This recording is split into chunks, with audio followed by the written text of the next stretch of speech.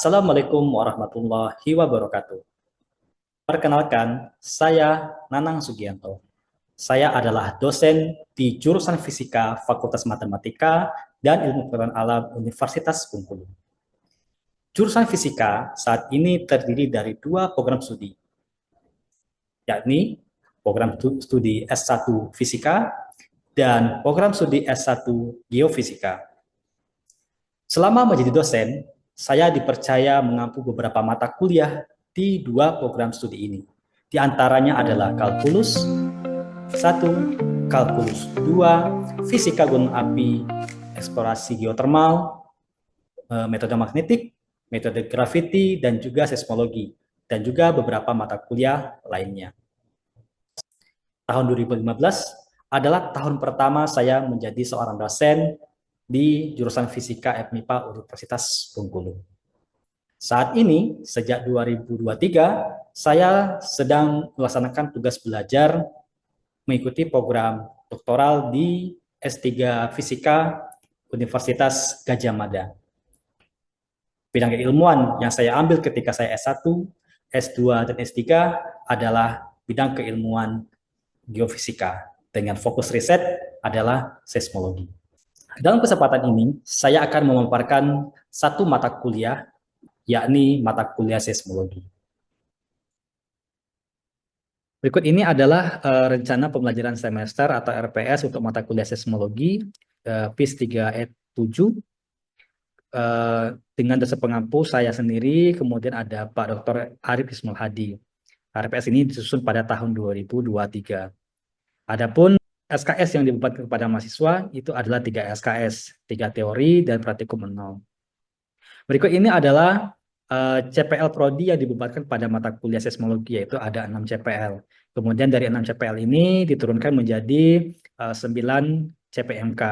Nah, kemudian dari 9 CPMK ini diturunkan kembali menjadi 14 sub CPMK, di mana 14 sub CPMK ini akan menjadi materi-materi yang akan disampaikan pada 14 pertemuan tatap muka kuliah bersama mahasiswa, di mana dua lainnya itu adalah ujian tengah semester dan ujian akhir semester. Berikut ini adalah peta matriks antara CPMK dan sub CPMK.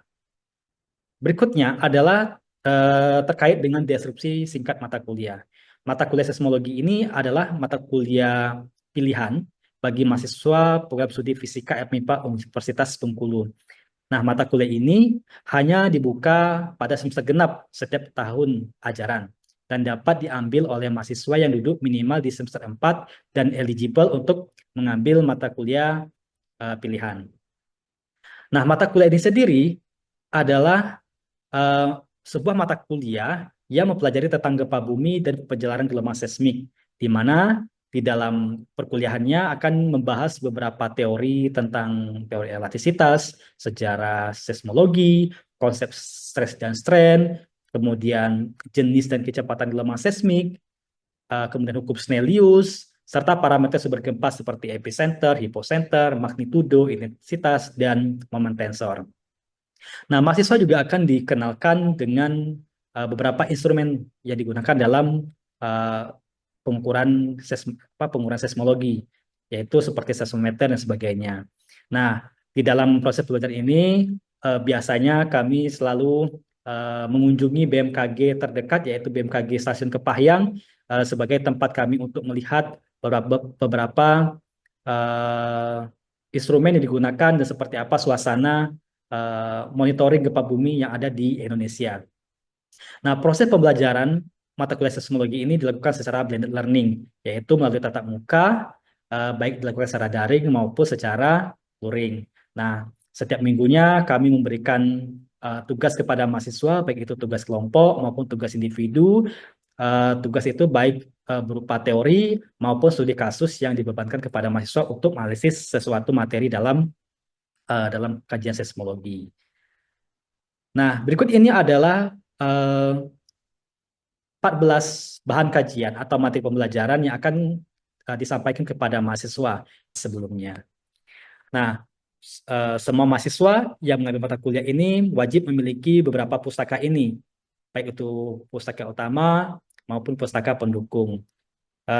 Nah, berikut ini adalah rincian rencana pembelajaran dilakukan setiap minggu. Di sini saya menjabarkan bagaimana sub CPMK-nya, kemudian penilaian berupa indikator, kriteria dan teknik. Kemudian saya juga merancang bagaimana bentuk pelajarannya, bagaimana metode pembelajarannya, penugasannya seperti apa, kemudian termasuk estimasi waktunya.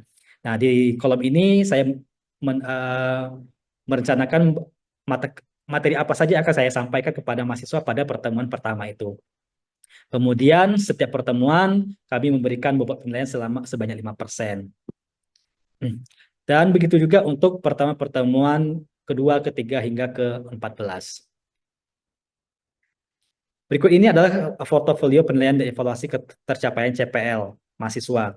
Nah, di sini adalah menjadi dasar kami untuk melakukan penilaian kepada mahasiswa, eh, termasuk indikator-indikatornya apa, kemudian bentuk soalnya seperti apa, dan persentasenya berapa.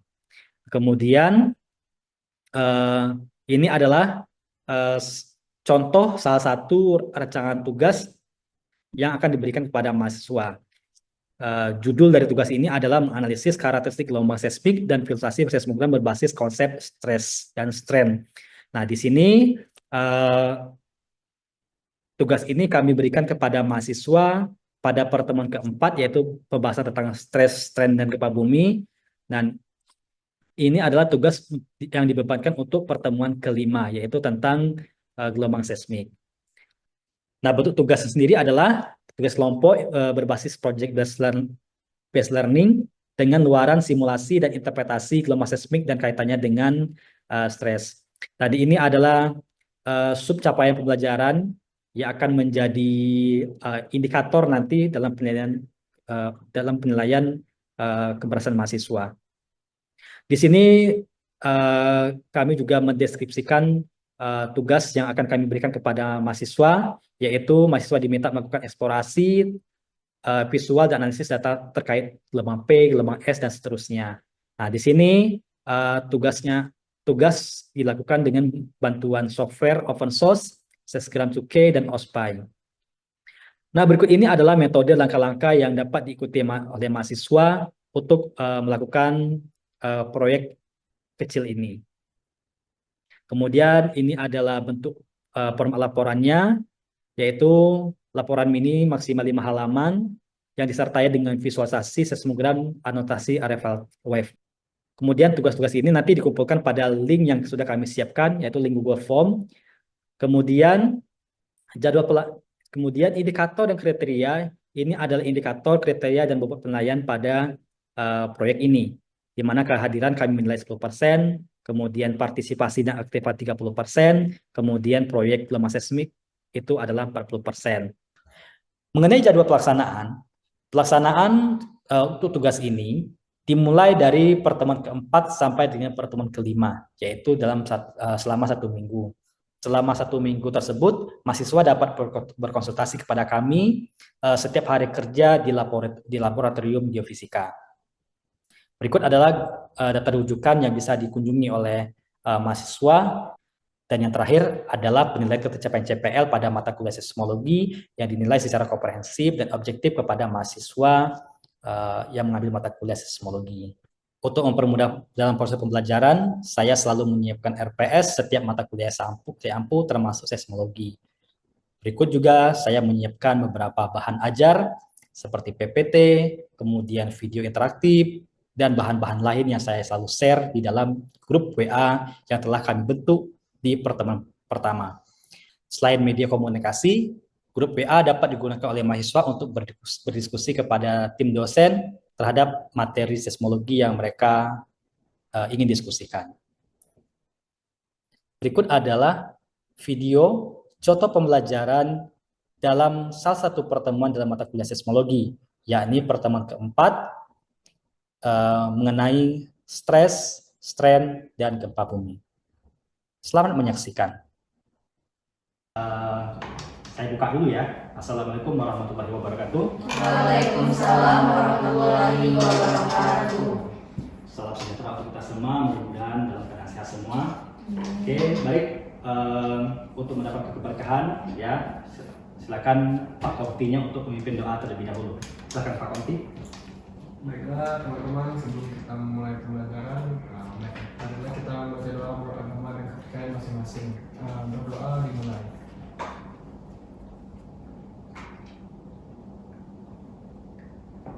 Berdoa selesai. Baik, terima kasih. Berikutnya saya akan memeriksa kehadiran, ya. Saya panggil. Raihan ada? Hadir Pak. Ada. Maura? Hadir Pak. Ada. Randy? Hadir Pak. Hadir. Wenty? Hadir Pak. Collins? Hadir Pak. Christina? Hadir Pak. Asep? Gak ada ya? Sakit Asep ya? Iya Pak. Ya, mudah-mudahan nanti Asep cepat sembuh ya, jadi bisa bergabung lagi ke pertemuan di depan. Baik, hari ini kita akan berdiskusi lagi tentang seismologi, di mana pada minggu lalu itu kita sudah membahas tentang seismometer ya, seismometer, seismogram dan seismograf gitu ya. Nah, namun sebelum itu saya akan memeriksa kembali apakah Anda masih ingat atau tidak gitu ya tentang materi ini. Oke, silakan nanti siapa saja silakan yang tahu silakan angkat tangannya dan jawab. Pertanyaannya adalah apa itu seismometer? Ya, silakan Aura. Jadi Pak, seismometer itu alat untuk mengukur getaran gempa bumi atau aktivitas seismik. Oke, betul sekali ya. Oke, berikutnya seismogram. Ya, silakan siapa? Oke, Aihan. Kalau seismogram itu Pak, hasil atau rekaman dari seismograf itu. Ya, betul. Terakhir seismograf. Ada ingat apa seismograf? Yang ujungnya F. Seismograf. Apa? Yang alat yang digunakan untuk mencatat gempa bumi yang Oke. Bentuknya gelombang gitu ya. Oke, ada. Alhamdulillah semuanya udah ingat. Itu basic sekali gitu ya.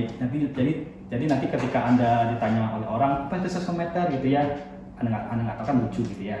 Karena Anda sudah mengambil mata kuliah seismologi. Baik, hari ini kita akan membahas tentang stres, strain, dan gempa bumi. Stres, kalau kata stres pasti ada hubungannya dengan tekanan, ya. Strain artinya dia regangan, gitu ya. Oke, hari ini saya punya 7 pelajaran yang harus sama-sama kita pahami. Hari ini capaian pembelajaran kita adalah mahasiswa mampu menganalisis konsep stres, strain dalam kaitannya dengan proses gempa bumi. Nah, Anda diminta untuk nanti menjelaskan kembali konsep dasar stres dan strain secara kuantitatif maupun kualitatif, serta mengkaitkannya dengan mekanisme terjadinya gempa bumi. Oke ya, maka capaian pembelajaran kita hari ini itu adalah Anda harus memahami, kemudian menjelaskan ulang konsep dasar dari stres, strain, dan kaitannya dengan gempa bumi.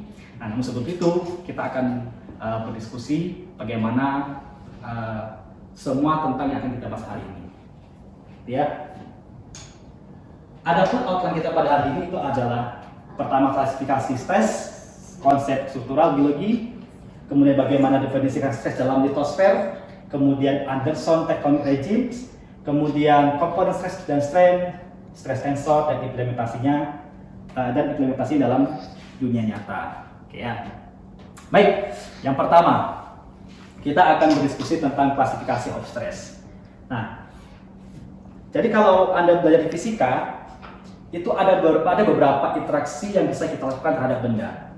Kayak ini benda gitu ya, ini benda. Ini ada beberapa interaksi yang bisa kita lakukan terhadap benda ini. Pertama itu kita menekan seperti ini, ya. Kalau kita tekan seperti itu, nanti dia namanya adalah compression. Kalau Anda tarik, itu adalah tension, ya. Kemudian ada juga yang dia dua benda begini, ya, ada dua benda, kemudian bergeser, itu namanya shear, ya. Ada juga yang kalau kita putar, ini kita putar seperti ini, gitu ya, itu namanya torsion. Kemudian ada juga namanya bending. Bending itu yang satu dekat sini, tapi ada juga dekat sini gitu ya. Nah, biasanya kalau yang seperti ini kalau di konsep struktural geologi itu biasanya itu ada crack. Di sini tuh biasanya ada patah, banyak patah gitu. Nah kalau ini mirip seperti ini, mirip seperti compression, tapi dia lebih kecil, ya. Jadi bendanya lebih kecil. Nah oleh sebab itu maka di sini ada beberapa klasifikasi stres, ada direct stress, ada indirect, sama combined. Nah itu kaitannya dengan geologi. Jadi secara di dalam kajian struktural geologi itu ada tiga tadi ya, ada tiga interaksi patahan yang umum dikenal. Yang pertama adalah compression, ya. Ini compression. Compression itu artinya ada tekanan satu benda yang arahnya itu berbeda. Jadi ada dari sini, ada dari sini. Itu namanya compression. Nah, akibat dari compression ini itu biasanya adalah menyebabkan patahan seperti ini. Ini masih ingat patahnya apa?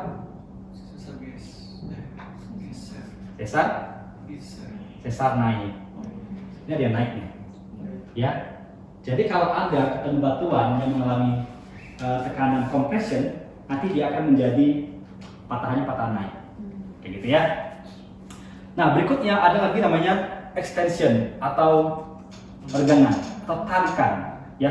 Anda punya benda seperti ini sampai batas maksimal, nanti ini akan patah atau putus, ya. Nah, ketika dia putus, otomatis nanti berputar rongga di sini.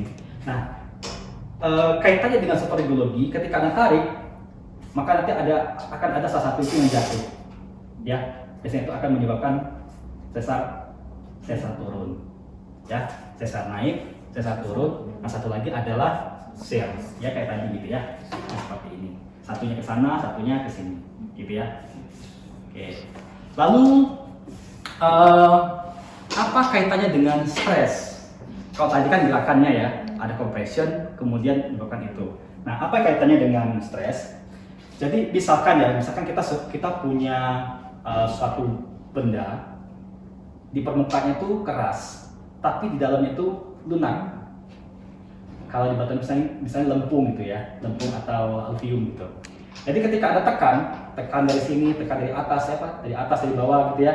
Nah itu yang tadinya padat, yang tadinya lunak, itu lama-lama akan jadi padat, ya kan?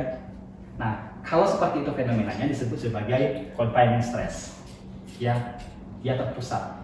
Jadi nanti yang mengalami stres itu adalah di pusat ini, gitu ya. Ada punya benda, terus ada tekan, maka nanti yang tadinya lunak itu akan termampatkan, ya, termampatkan. Nah berikutnya di compression. Compression seperti ini tadi ya, benda yang kita tekan seperti ini. Nah, di manakah titik stresnya? Titik stresnya itu ada di tengah-tengahnya. Jadi di sini ya, dikira sini yang mengalami stres.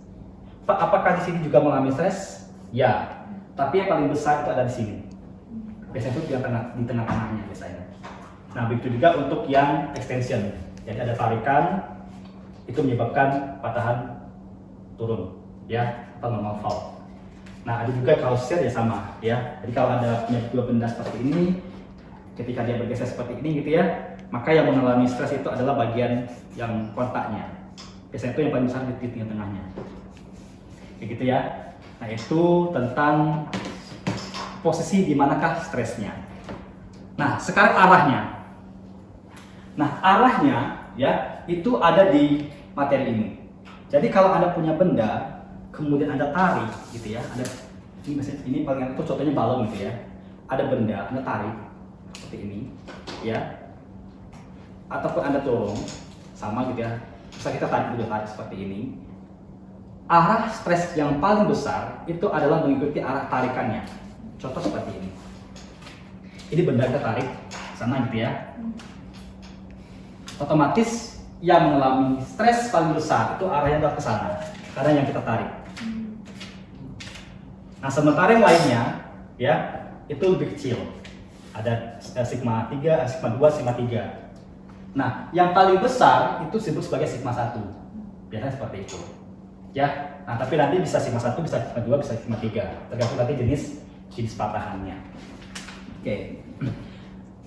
Jadi intinya ketika Anda punya bidang atau benda dan dia mengalami tekanan, maka itu dia akan menjadi stres yang paling besar. Dan arahnya itu mengikuti arah stres yang diberikan atau tekanan yang diberikan. Lalu kaitannya dengan patahan, ya, kaitannya dengan patahan. Jadi kalau di normal fault, ya, normal fault, itu kan normal fault itu sesat turun ya. Sesat turun ini terjadi ketika adanya compression. Compression, ya, seperti ini. Maka akan ada tekanan dari atas menekan ke bawah, maka ini akan turun, ya. Nah, arah turunnya ini itu sesuai dengan arah tekanan tesnya yang paling tinggi. Nah, lalu yang ini, yang stress slip, itu sesarnya geser. Nah, kalau seandainya arahnya ke sana, ya ke sana gitu ya, maka nanti sigma satunya adalah sana ke sana, ya, dia boleh ke sana, boleh ke sana gitu. Kalau tadi kan dia begini gitu ya, begini, maka sigma satunya atas bawah. Kemudian kalau yang naik begini, ya. Nah, ada sedikit perbedaan antara ini sama ini. Coba Anda perhatikan.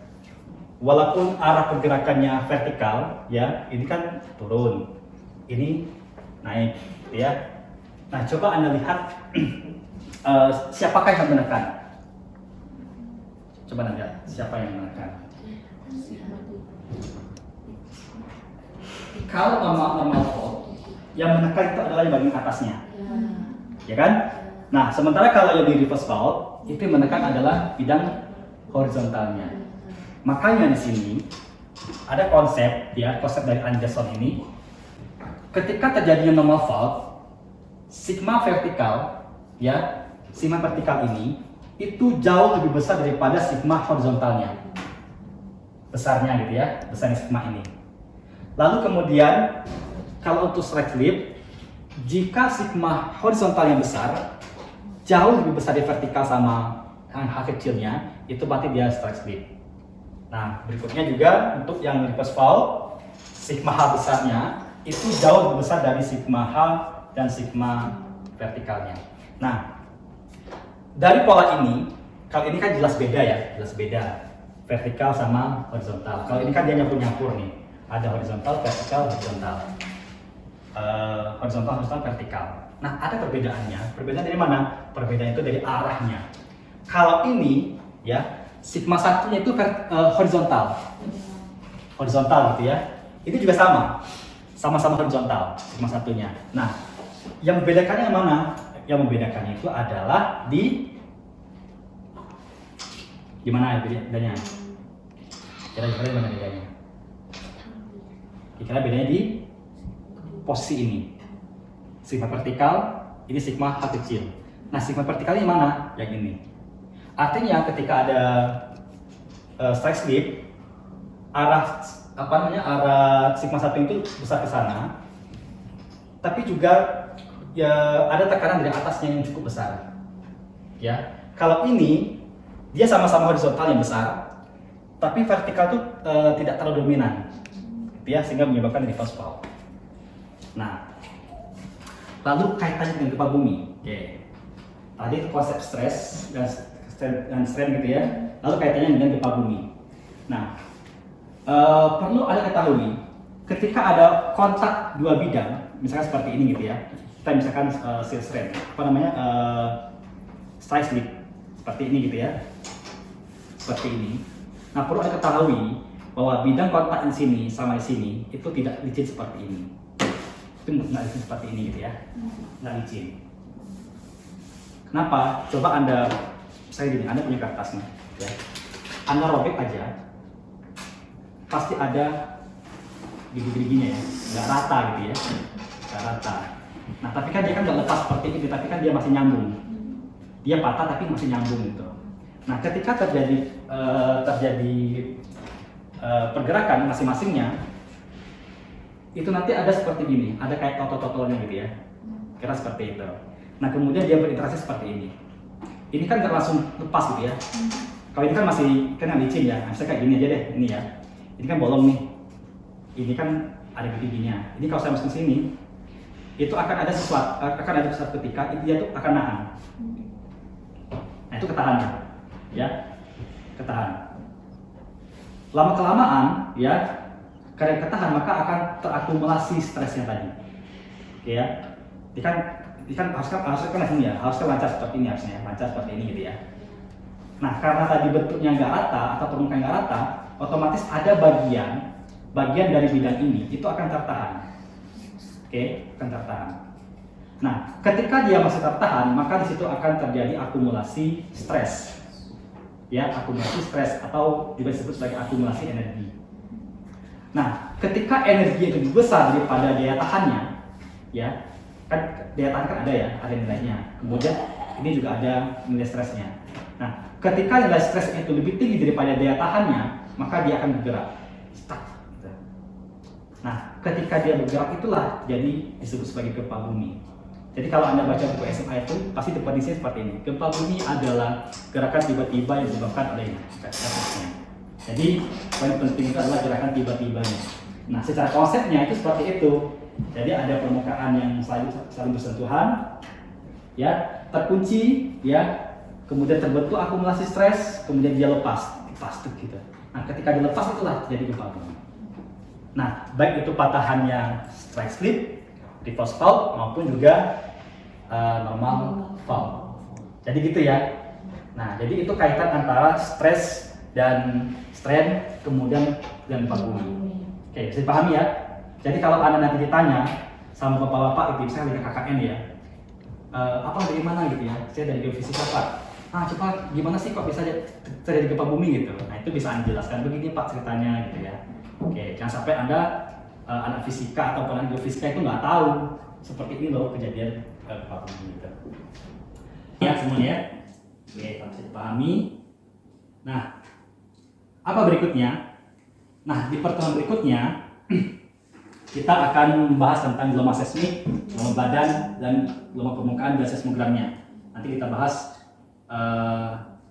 tadi kita sudah bahas tentang stres strain gitu ya. Nah, ternyata stres dan strain itu ada kaitannya dengan gelombang.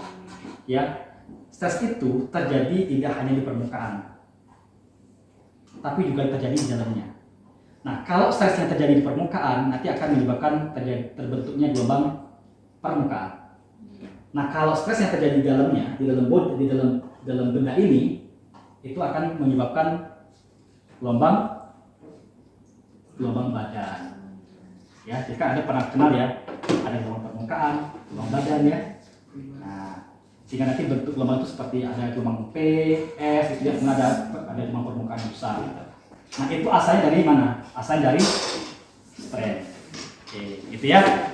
Nah, kemudian saya minta Anda nanti untuk menjelaskan itu semua, lalu kumpulkan di sini, di form ini, ya, 2 hari sebelum kita masuk kuliah lagi. Baik, kalau sudah pas, saya rasa cukup untuk kuliah kita hari ini. Sampai ketemu minggu depan. Silakan Pak Komti untuk menutup dari kita hari ini dengan berdoa. Silakan. Baiklah teman-teman, karena pembelajaran sudah selesai, alangkah baiknya kita sebelum menyelesaikan pembelajaran kita berdoa beragama dan kepercayaan masing-masing. Berdoa dimulai. Berdoa selesai. Assalamualaikum warahmatullahi wabarakatuh. Sampai ketemu lagi minggu depan. Waalaikumsalam. Oke, kita semua. Demikian video pembelajaran dapat saya sampaikan. Saya ucapkan terima kasih. Wassalamualaikum warahmatullahi wabarakatuh.